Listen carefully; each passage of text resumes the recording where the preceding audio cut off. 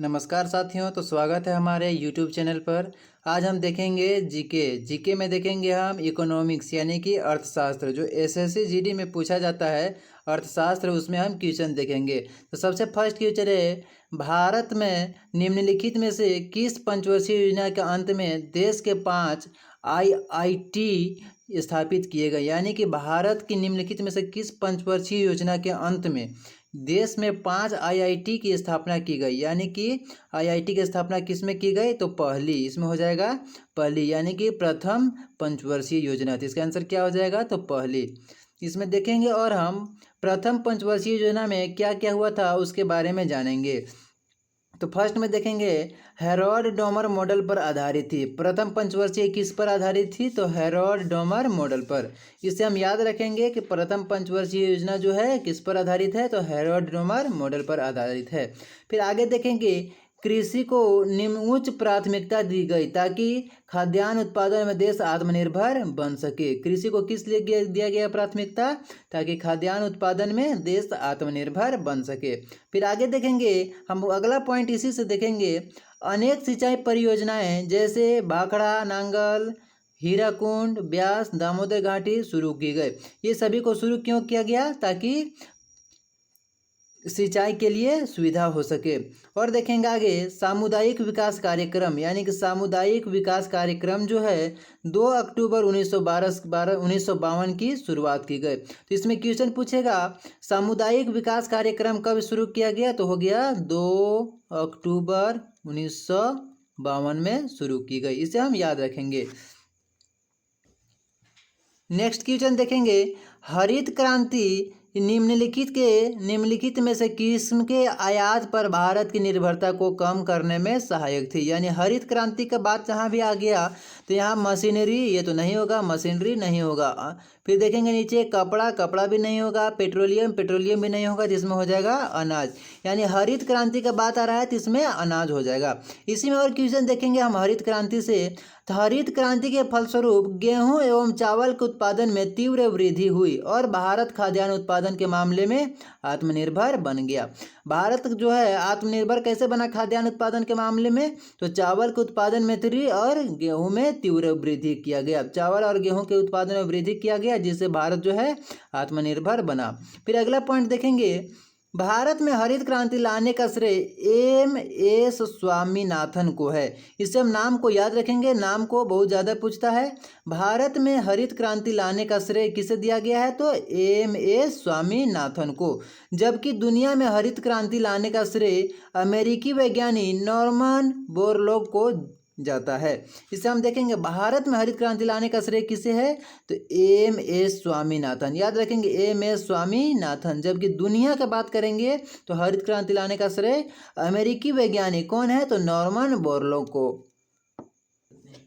फिर next question देखेंगे हम, मूल्यह्रास के बारे में देखेंगे। मूल्यह्रास का मतलब होता है कमी। तो मूल्यह्रास के संबंध में निम्नलिखित में से कौन सा कथन सही है। इसमें देखेंगे, अचल संपत्तियों के उसके उपयोग जीवन के दौरान घिसावट के कारण उसके मूल्य में होने वाली हानि को ह्रास मूल्य कहा जाता है। तो ये बात एकदम, ये लाइन बिल्कुल सही है।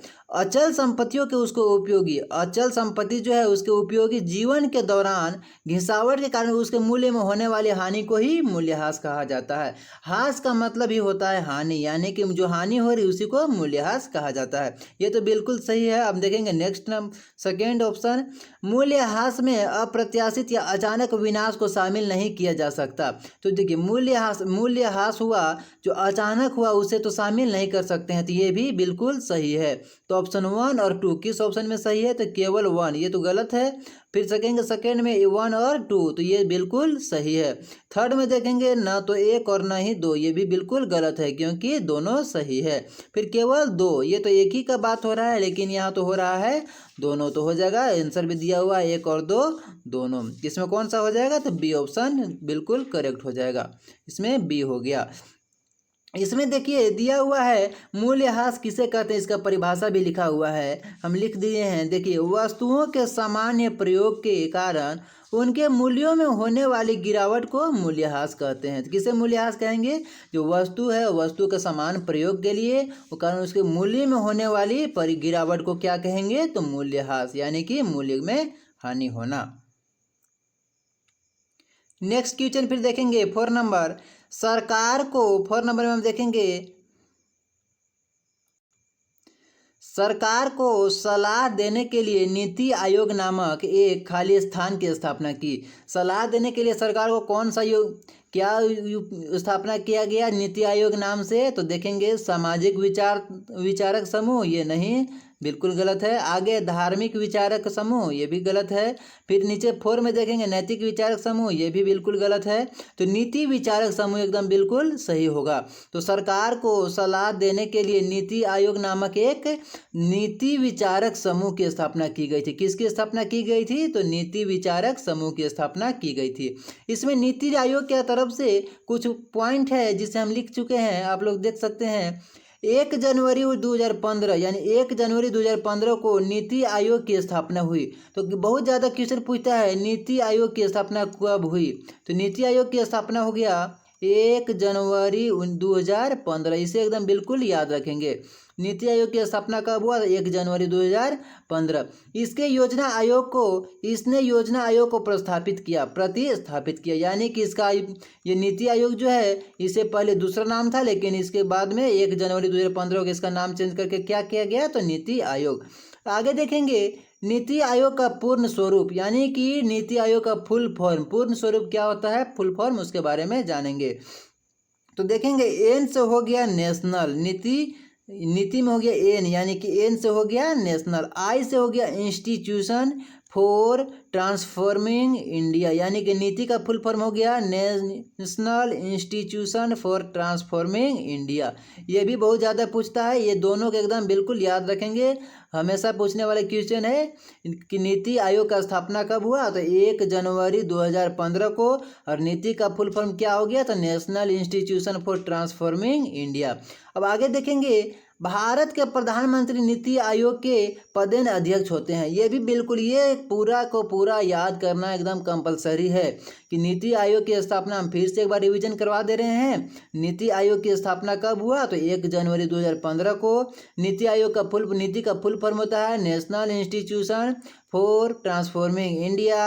अब भारत के प्रधानमंत्री नीति आयोग के पदेन अध्यक्ष होते हैं। ये भी पूछेगा तो नीति आयोग के पदेन अध्यक्ष कौन होते हैं, तो पीएम, भारत के प्रधानमंत्री, याद रखेंगे इसे बिल्कुल। भारत के प्रधानमंत्री जो है नीति आयोग के पदेन अध्यक्ष होते हैं।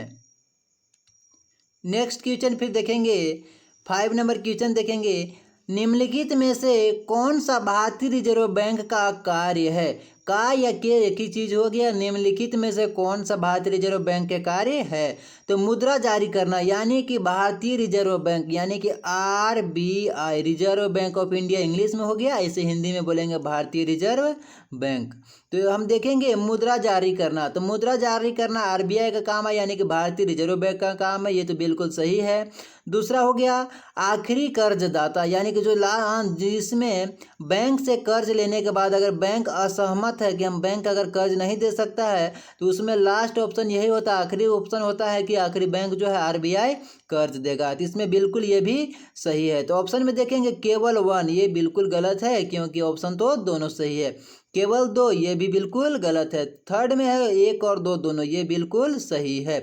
डी में देखेंगे ना तो 1 और ना ही 2, ये भी गलत है, क्योंकि ऑप्शन तो दोनों सही है। और इसमें देखेंगे भारतीय रिजर्व बैंक यानी RBI के बारे में हम फिर से कुछ देखेंगे पॉइंट्स।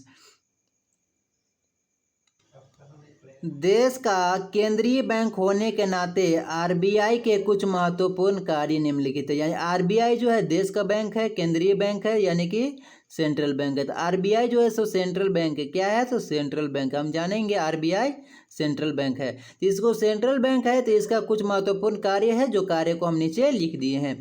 देखेंगे फर्स्ट में है बैंकों का विनिमय करना, यानी बैंकिंग विनिमय अधिनियम 1949 के तहत बैंकों का विनिमय करना। आगे है सरकार के बैंकर को तौर पर कार्य करना, यानी सरकार के बैंकर, यानी कि जो भी बैंक है सभी का मेन कौन होता है, तो मेन होता है आरबीआई।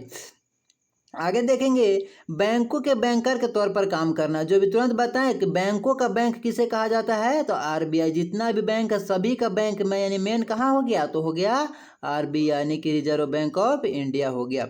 मौद्रिक नीति की समीक्षा करना, आगे देखेंगे तो मौद्रिक नीति जो उसकी समीक्षा करना।